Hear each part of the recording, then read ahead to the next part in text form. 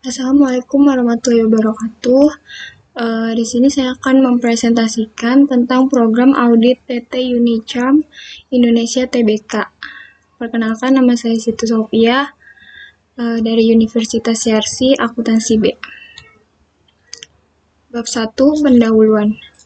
Gambaran kantor akuntan publik. Yang pertama ada sejarah KAP. Sejak tahun 1971, PwC Indonesia telah berperan dalam pertumbuhan ekonomi dan pembangunan sosial di Indonesia. PwC telah dibuat atas penggabungan dua perusahaan, yaitu Pricewaterhouse dan Coopers and Lybrand, dengan masing-masing dengan akar sejarah sekitar 150 tahun yang lalu. Berikut PwC sejarah Indonesia. Mulai dari 1938 terbentuknya KP Dr. Tan and On, dan selanjutnya hingga tahun 2015 perubahan nama menjadi KP Tanudireja Wibisana dan Rekan menjadi KP Tanudireja Wibisana Rintis dan Rekan. Yang kedua ada profil KP. KP Tanudireja Wibisana Rintis dan Rekan merupakan anggota dari jaringan global PwC. PwC Indonesia telah beroperasi di Indonesia selama lebih dari 45 tahun sejak tahun 1971. KAP ini merupakan kantor akuntan publik dan anggota dari jaringan global PricewaterhouseCoopers atau PwC sebagai salah satu jaringan global firma bisnis, akuntan, dan hukum profesional. Tujuan dari PwC ini adalah untuk membangun kepercayaan serta menyelesaikan masalah-masalah penting. PwC menyediakan industri fokus di asuransi, pajak, advisory, konsultasi, dan legal service untuk membangun kepercayaan publik dan menguat nilai dari klien serta pemangku kepentingan. Lokasi KAP ini berada di World Trade Center Jakarta, Jalan Jenderal Sudirman, nomor Kavling 29-31. Jumlah cabang dan jumlah partner. Jaringan global PwC memiliki staf di seluruh dunia 276.425 dari Fortune 500 global companies menjadi kliennya dan sejumlah 742 firma PwC dalam jaringan global PwC. Gambaran perusahaan yang diaudit. Sejarah perusahaan. PT Unicharm Indonesia Tbk didirikan pada tahun 1997 dengan mendirikan pabrik pertama di wilayah Karawang, Jawa Barat. Pada tahun 1998, perseroan meluncurkan produk pembalut wanita dengan merek Charm. Kegiatan usaha perseroan di industri produk hygiene sekali pakai terus mengalami perkembangan hingga tahun 2000. Perseroan meluncurkan produk yakni Mami Poko untuk segmen produk popok bayi. Sebagian besar produk perseroan saat ini diproduksi oleh fasilitas produksi milik perseroan sendiri. Perseroan saat ini mengoperasikan 2 fasilitas produksi di Karawang dan 2 di wilayah Mojokerto, Jawa Timur, dan di seluruhnya memproduksi produk-produk perseroan. Selain itu pula, kualitas sebagai fokus terbukti dengan seluruh lini produksi perseroan mempertahankan sertifikat halal dan telah memperoleh sertifikat ISO tentang production and supply of sanitary napkin and diapers atau bisa disebut baby and adult. Gambaran perusahaan yang diaudit. Ini struktur organisasi. Berikut struktur organisasi dari perusahaan PT Unicharm Indonesia Tbk. Selanjutnya ada bidang usaha. Bidang usaha ini kegiatan perusahaan dari PT Unicharm Indonesia itu membuat kertas pembersih hygiene, produk kertas katun, selulosa seperti tisu pembersih, napkin, dan napkin untuk bayi. Kegiatan utamanya yaitu memproduksi produk-produk kebersihan pribadi, mulai dari kertas, produk katun seperti tisu pembersih, napkin, dan napkin untuk bayi. Kegiatan pendukungnya yaitu kegiatan bisnis lain yang berkaitan dan mendukung kegiatan bisnis sesuai dengan hukum dan peraturan yang berlaku. Berikut daftar pemegang saham perusahaan PT Unicharm Indonesia Tbk. Selanjutnya ada Dewan Direksi. Berikut tinjauan pustaka. Definisi dari auditing. Auditing yaitu suatu proses sistematis yang dilakukan secara kritis untuk memperoleh dan mengevaluasi terhadap laporan keuangan yang telah disusun oleh manajemen serta catatan-catatan pembukuan dan bukti-bukti pendukungnya, dengan tujuan untuk memberikan pendapat mengenai kewajiban laporan keuangan tersebut. Selanjutnya ada bukti audit. Bukti audit atau audit at finance merupakan informasi yang digunakan auditor untuk membuktikan apakah informasi yang diaudit sudah sesuai dengan kriteria dan memperoleh sejumlah bukti audit yang untuk mencapai tujuan audit tersebut. Selanjutnya ada prosedur audit. Mengenai pekerjaan sebagai auditor memiliki prosedur yang biasa dilakukan seperti berikut. Yang pertama ada inspeksi, kedua pengamatan, ketiga konfirmasi, keempat permintaan keterangan, kelima penelusuran, keenam perhitungan, ketujuh ada pemeriksaan bukti pendukung, kedelapan pelaksanaan ulang, 9 teknik audit berbantuan komputer. Selanjutnya ada bab 2 yaitu pembahasan prosedur audit PT Unicam Indonesia Tbk. Pertama, siklus penjualan dan penerimaan. Di sini ada dimulai dari tujuan audit ini adalah untuk mengevaluasi apakah saldo-saldo yang dipengaruhi oleh siklus ini telah disajikan secara wajar sesuai dengan standar audit akuntansi yang berlaku umum. Perkiraan-perkiraan utama yang terdapat pada siklus penjualan dan penerimaan kas yaitu penjualan, cadangan dan retur, beban piutang tak tertagih, potongan tunai yang diambil, piutang dagang, penyisihan piutang tak tertagih, kas di bank.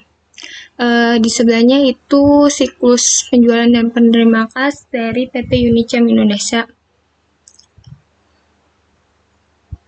Yang pertama dari sistem pemesanan, lalu ke sistem pengiriman, setelah itu dapat nota pengiriman, selanjutnya sistem penagihan yaitu pendapatan dan piutang, lalu keluar faktur penjualan, sistem penjualan dan penerimaan kas, selanjutnya pelanggan.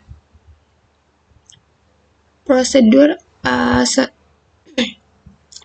ada siklus persediaan dan pergudangan. Persediaan merupakan komponen utama dalam siklus persediaan dan pergudangan yang merupakan salah satu aset lancar yang memiliki jumlah signifikan dalam laporan keuangannya. Pelaksanaan audit siklus persediaan dan pergudangan terdiri dari beberapa prosedur audit yaitu compliance test, substantive test, dan analytical review.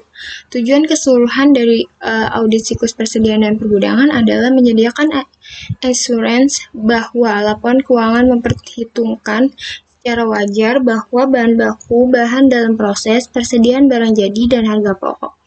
Berikut alur siklus persediaan. Yang pertama yaitu menerima bahan baku, lalu menaruh barang baku di ruang penyimpanan, selanjutnya menempatkan bahan baku pada produksi, lalu menyimpan barang yang telah selesai di ruang penyimpanan, kalau sudah mengirimkan barang jadi tersebut. Di sini ada program audit PT Unicam Indonesia Tbk. Yang pertama ada tujuan audit yang berkaitan dengan transaksi, pengujian pengendalian, pengujian substantif atas transaksi penjualan dan penerimaan kas. Tujuan audit yang berkaitan dengan transaksi, yang pertama ada penerimaan kas yang dicatat adalah dana yang benar-benar diterima oleh perusahaan keterjadian. Pengujian pengendaliannya ada mengamati apakah akuntan merekonsiliasi akun bank, memeriksa total batch, untuk melihat tanda tangan crack pengendali data. Pengujian substantif atas transaksi penjualan yaitu pertama ada mereview jurnal penerimaan kas dan file induk untuk transaksi dan jumlah yang tidak biasa. Kedua, menelusuri ayat jurnal penerimaan kas dari ayat jurnal penerimaan kas ke laporan bank. Yang ketiga, membuat bukti penerimaan kas. Selanjutnya ada kas yang diterima dicatat di jurnal penerimaan kas atau kelengkapan. Untuk pengujian pengendaliannya mengamati pre-listing penerimaan kas, memeriksa file total batch untuk melihat tanda tangan crack pengendalian data, mengamati apakah laporan bulanan telah dikirimkan. Lalu pengujian substantifnya memperoleh pre-listing, menerima kas, dan menelusuri jumlah ke jurnal penerimaan dengan menguji nama, jumlah, dan tanggal. Yang kedua, membandingkan prelisting dengan salinan slip deposit. Selanjutnya, yang ketiga ada penerimaan kas disetorkan dan dicatat sebesar jumlah yang diterima atau keakuratan. Untuk pengujian pengendaliannya, mengamati apakah akuntan merekonsiliasi akun bank, memeriksa file data batch untuk melihat tanda tangan grab pengendalian atas pengendalian data, mengamati apakah laporan bulanan telah dikirimkan. Untuk pengujian substansinya, yang pertama ada memperoleh prelisting penerimaan kas dan menelusuri jumlah ke jurnal penerimaan kas dengan menguji nama, jumlah, dan tanggal. Yang kedua ada mempersiapkan bukti penerimaan kas. Selanjutnya, untuk tujuan audit, penerimaan kas dimasukkan dengan benar dalam file induk piutang usaha dan diisteksarkan dengan benar. Posting dan pengistekan. Pengujian pengendalian, mengamati apakah laporan bulanan telah dikirimkan, memeriksa bukti bahwa file induk piutang usaha telah direkonsiliasi dengan buku besar umum, memeriksa bukti bahwa file induk piutang usaha telah direkonsiliasi dengan buku besar umum. Untuk pengujian substantifnya, menelusuri ayat jurnal tertentu di jurnal penerimaan kas ke ayat jurnal dalam file induk piutang usaha dan menguji tanggal dan jumlahnya. Menelusuri kredit tertentu dari file induk piutang usaha ke jurnal penerimaan kas dan menguji tanggal dan jumlahnya. Terakhir, menggunakan software audit untuk men-foot dan meng-cross-foot jurnal penjualan serta penerimaan kas dan menelusuri totalnya ke buku besar umum. Tujuan audit selanjutnya, transaksi penerimaan kas telah diklarifikasi dengan benar. Pengujian pengendalian memeriksa bukti verifikasi internal. Untuk pengujian substantifnya, memeriksa prelisting untuk melihat klarifikasi akun yang sesuai. Tujuan audit yang terakhir, penerimaan kas dicatat pada tanggal yang benar. Pengujian pengendalian mengamati kas yang belum dicatat pada suatu titik waktu. Pengujian substantifnya membandingkan tanggal deposito perlaporan bank dengan tanggal pada jurnal penerimaan kas dan prelisting penerimaan kas. Selanjutnya ada berikut prosedur audit pengujian pengendalian dan pengujian substantif atas transaksi penjualan dan penerimaan kas yang sudah saya jelaskan di slide berikutnya. Ini penjabarannya. Ini juga, dan ini yang terakhir. Selanjutnya ada tujuan audit yang berkaitan dengan saldo pengujian atas rincian saldo untuk observasi persediaan fisik PT Unicam Indonesia Tbk. Tujuan audit yang berkaitan dengan saldo, yang pertama ada persediaan yang dicatat pada tag, memang ada ekstensinya. Program auditnya mengidentifikasi tag dengan nomor yang dilampirkan dan mengamati apakah terjadi pergerakan persediaan selama perhitungan. Kedua, ada persediaan yang ada dihitung dan diberi tag, dan tag diperhitungkan untuk memastikan tidak ada yang hilang. Program auditnya mereview atas transaksi di antara tanggal dilakukannya pengamatan atas perhitungan persediaan. Ketiga, persediaan dihitung secara akurat. Program audit melakukan perhitungan ulang agar tidak terjadi perbedaan antara hitungan fisik dan hitungan pada inventory card. Yang keempat, ada persediaan diklarifikasikan dengan benar pada tag. Program audit melakukan evaluasi apakah persentase yang dicatat untuk barang dalam proses sudah layak. Yang kelima, informasi diperoleh untuk memastikan penjualan dan pembelian persediaan dicatat pada periode yang benar. Untuk program auditnya, memeriksa semua persediaan serta pencatatannya mulai dari penjualan dan pembelian harus dicatat secara terpisah. Yang keenam, item persediaan yang usang dan tidak dapat digunakan, dikecualikan, atau dicatat. Program auditnya melakukan pengecekan jika ada persediaan yang tidak layak dijual, maka akan dipisahkan dengan yang masih layak dijual.